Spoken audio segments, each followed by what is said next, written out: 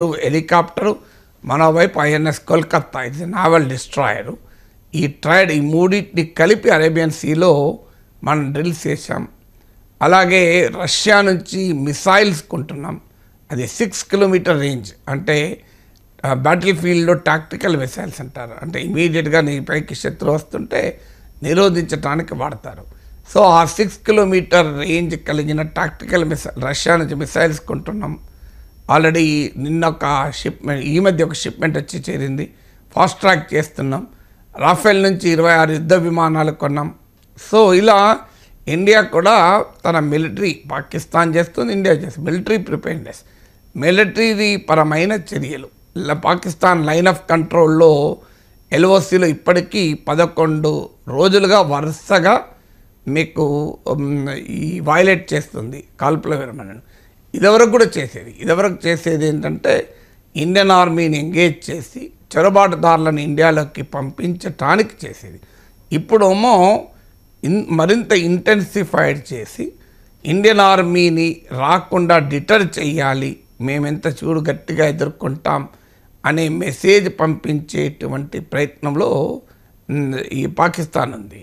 అందువల్ల మిలిటరీ రీత్యా, economic, diplomatic and military రీత్యా కూడా చాలా బలమైనటువంటి చర్యల్ని రెండు వైపులా జరుగుతున్నాయి పాకిస్తాన్. అయితే నేను ముందట్లో చెప్పినప్పుడు మన దేశమేమో రెడీనెస్ను ప్రదర్శిస్తోంది, పాకిస్తాన్లోమో ప్యానిక్ కనబడుతుందని ఎందుకు చెప్పగలుగుతున్నామంటే మేము న్యూక్లియర్ వెపన్స్ కూడా వాడతామని. న్యూక్లియర్ వెపన్స్ వాడేవాడు రూఫ్ టాప్ నుంచి అరవడు. న్యూక్లియర్ వెపన్స్ అనేది సీరియస్ బిజినెస్. ఇట్స్ నాట్ ఇది ఊర్లో పేపర్ కొంటాము అని అరుచుకొని పాపం మార్కెటింగ్ చేసేవాళ్ళు, పాత సామాన్లు కొనేవాళ్ళు గట్టిగా అరుచుకుంటూ పాత సామాన్లు కొంటాం, పాత పేపర్ కొంటాం అంటారే పాపం. అలాంటి బిజినెస్ యాక్టివిటీ కాదు కదా న్యూక్లియర్ వెపన్స్ వాడడం అనేది. పాకిస్తాన్కి అర్థం కాదు. న్యూక్లియర్ వెపన్స్ వాడేవాడు మైక్ పెట్టుకొని అనౌన్స్ చేయడు మరి కొద్దిసేపట్లో మేము అణ్వాయుధాలు వాడతామని. సో కానీ రోజు కూడా మాట్లాడుతున్నాడు మేము అణ్వాయుధాలు వాడతామని. పాకిస్తాన్ తీవ్రవాదుల్ని దాచిపెట్టే ప్రయత్నం చేస్తున్న హఫీజ్ సయీద్ను, ఇలాంటి తీవ్రవాద సంస్థల అధినేతలను బంకర్లకు పంపారని. ఈ ఇన్సిడెంట్ జరిగినప్పటి నుంచి అసీం మునీర్ అసలు యాక్షన్లోనే కనబడతలేడు, ఎక్కడ ఒక మాట కూడా వినబడతలేదు, ఏడున్నాడో తెలియదు. విదేశాలకు తరలించారని కూడా అంటున్నారు, తెలియదు మనకు. లేదా ఏదైనా బంకర్లో దాచిపెట్టారా? ఎందుకంటే పాకిస్తాన్కి ఎక్కడో ఒక చోట అనుమానం ఉంది. ఈ జగ్లర్ వెయిన్ జీవనాడి అని వ్యాఖ్యానించి ఈ సమస్యకు ఇంతదాకా పట్టుకొచ్చిన అసీం మునీర్ సంగతి ఏమో ఇండియా చూస్తుందా అని. వాస్తవంగా అసీం మునీర్కు వ్యతిరేకంగా పాకిస్తాన్ జనరల్సే ఈ మధ్య కోర్ మీటింగ్ జరిగితే వాళ్ళు తీవ్రంగా వ్యతిరేకించారు. నీ పర్సనల్ తిక్కల వల్ల పాకిస్తాన్ దేశానికే ఎందుకు ప్రమాదాన్ని తెచ్చిపెట్టావని తీవ్ర స్థాయిలో అసీం మునీర్ పైన విరుచుకుపడ్డారు ఇతర generals. So Pakistan parliament member ఒకటిని అడిగారు, నీవు యుద్ధం వస్తే బార్డర్కి పోతావంటే లేదు ఇంగ్లాండ్కి పోతా అన్నాడు. సో అది పాకిస్తాన్లో ఉన్న ప్రిపేర్నెస్.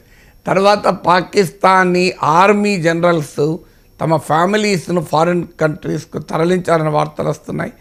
ఇవన్నీ కూడా పాకిస్తాన్ ప్యానిక్ కండిషన్ తెలియజేస్తుంది. దానికి ముందుగా చైనా దగ్గరికి పరుగులు తీశారు. ఇప్పుడు ప్రాపగండా వార్ మొదలుపెట్టారు. నిన్న వాళ్ళ అతావుల్లా తాహిర్ వాళ్ళ ఇన్ఫర్మేషన్ మినిస్టరు లాస్ట్ వెనస్డే, అంటే సరిగ్గా వారం రోజుల క్రితం ట్విట్టర్లో ఒక మిడ్ నైట్ పోస్ట్ చేశాడు. 24 గంటల నుంచి 36 గంటల్లో ఇండియా మా పైన దాడి చేయబోతుందని. వారం అయిపోతుంది దాదాపు. సో మరి ఆ వెనస్డే కాకపోతే ఈ వెనస్డే అవుతుందో తెలియదు. నిన్న local and foreign జర్నలిస్ట్లను LOC పట్టుకెళ్ళాడు.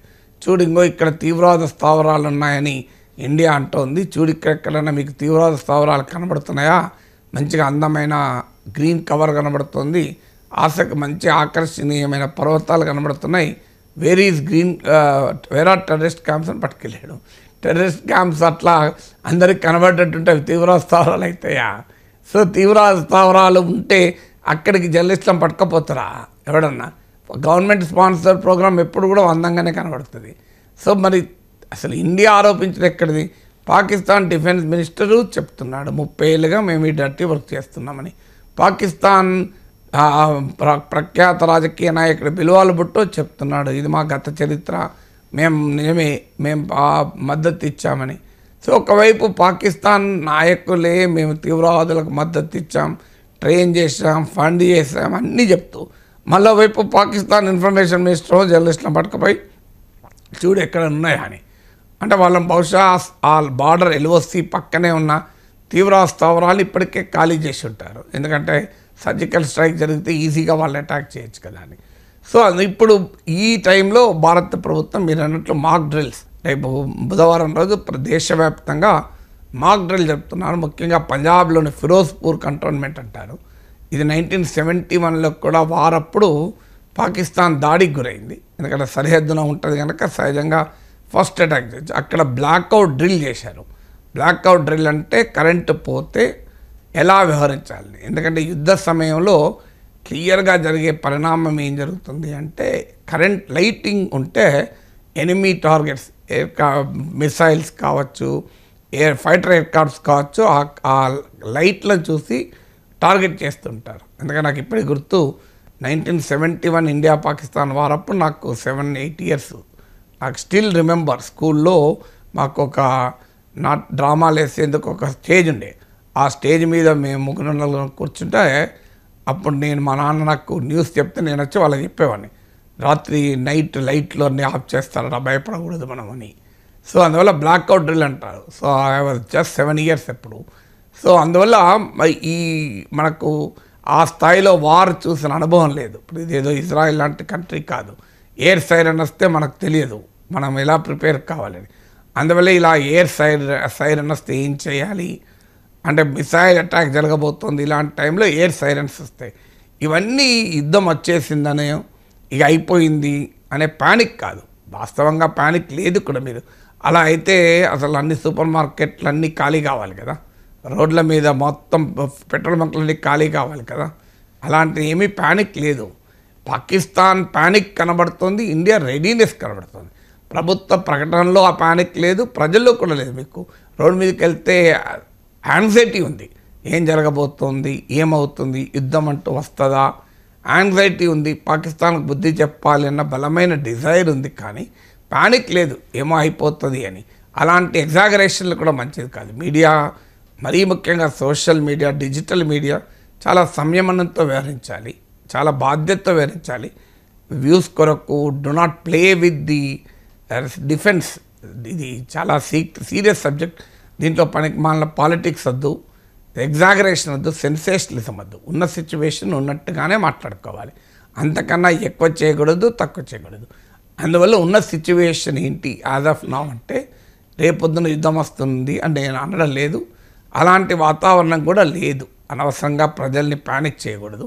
Panic అయితే ఏమవుతుంటే క్రైసిస్ పెరిగి క్యావోస్ క్రియేట్ అవుతుంది. క్యావోస్ క్రియేట్ అయ్యి క్రైసిస్ పెరుగుతుంది. సో మనం కోవిడ్ అప్పుడు చూసాం, లాక్అవుట్ ప్రకటించడంతోనే పెద్ద ఎత్తున రోడ్ల మీదకి వచ్చి అసలు ఎక్కడ సామాను మిగలకుండా చేసి పడేశారు. సో అలాంటి పరిస్థితి రాకూడదు. క్యావోస్ క్రియేట్ కూడదు, శత్రువుకి అడ్వాంటేజ్. అందువల్ల అందువల్ల నేను మళ్ళీ ఇన్ని ఉదాహరణలు ఎందుకు చెప్పానంటే this is all normal protocol. ఎప్పుడైనా ఒక ఘర్షణ మిలిటరీ ప్రిపేర్డ్నెస్లో కామన్ ప్రోటోకాల్స్ ఇవన్నీ. సో మనకంటే కొత్త, రోజు యుద్ధాలు ఎదుర్కొనే దేశాలు అయితే ఇది రొటీన్గా చేస్తారు. ఇప్పుడు జపాన్లో ఎర్త్ కేక్లకు ఎవ్రీ ఇయర్ ఒక నేషనల్ మాక్ డ్రిల్ డే ఉంటుంది. ఆ రోజు జపాన్ సమాజం మొత్తం, స్కూళ్ళలో పిల్లల నుంచి ఫ్యాక్టరీలో వర్కర్ల వరకు అందరూ కూడా ఈ మాక్ డ్రిల్లో పాల్గొంటారు. అంటే ఒక భయంకరమైన ఎర్త్ కేక్ వస్తే how should we protect our cells, మనం ఏం చేయాలని. సో మీరు ఇజ్రాయెల్ లాంటి దేశంలో